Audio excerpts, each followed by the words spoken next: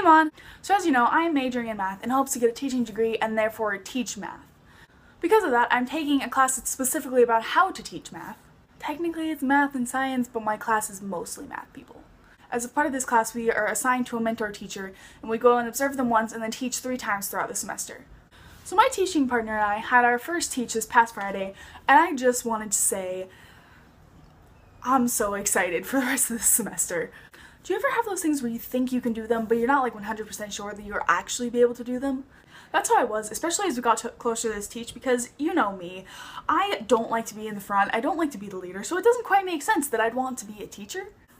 But then once we got there and actually taught, it was just awesome. Like granted, it didn't go perfectly, there were some technical difficulties and a few things that I could work on, but overall I felt really good about it. So yeah, I just wanted to talk about some interesting things that I've learned since I've started taking teaching classes. Number 1, lesson plans are a lot of work, but they're actually really fun.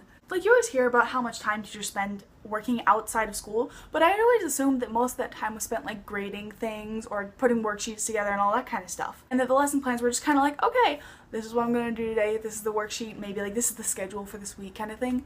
And for some people that's what their lesson plans are, but for this class what we have to do is we have to do our lesson plans under this 5E structure. The first E is engage, where you get students' attention. Explore is when they do an activity related to the lesson.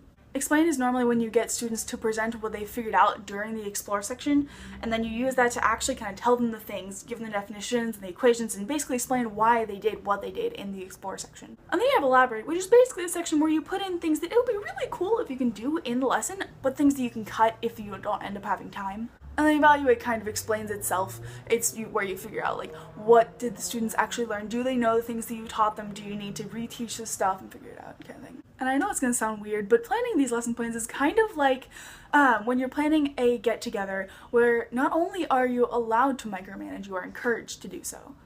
Like we have to think of what questions the students might ask and what questions to ask the students, and like what their answers might be, what their misconceptions might be, how we could fix those, how we could teach them the right things.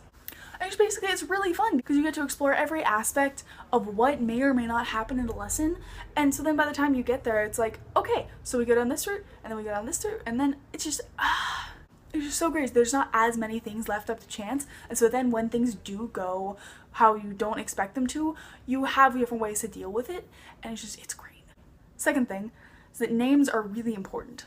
That is something I'm working on because whenever I see an opportunity for this during a teach, I normally miss it. One of the things they always emphasize in this class is using the kids' names when they participate because it helps to kind of build a relationship with them, which is something I never really thought about before, but it makes a lot of sense. Like when you answer something right and the teacher is like, that's right, or that's good, or something like that, you're like, cool, I got the answer right. But if say they said like, that's right, Emily, you'd be like, ah, they know my name.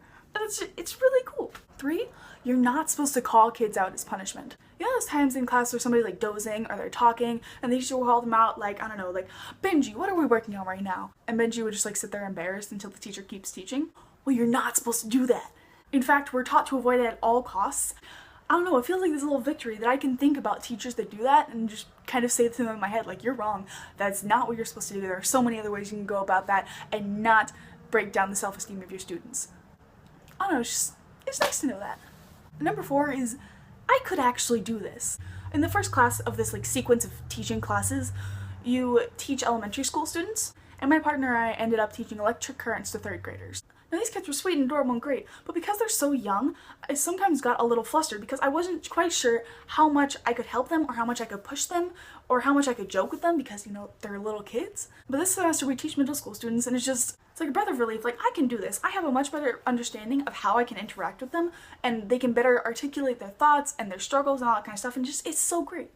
It may also have something to do with the fact that I'm teaching math rather than science this semester, but either way, I don't know. This past teach has been very encouraging.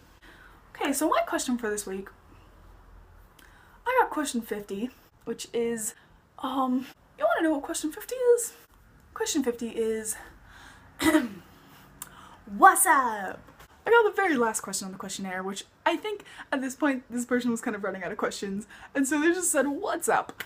So we're just gonna give a few answers to that.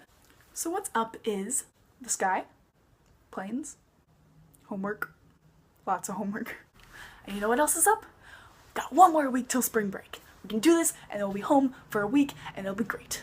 So yeah, that is my answer to this week's question. I will be excited to hear your answer and all that kind of stuff. So yeah, I will see you soon.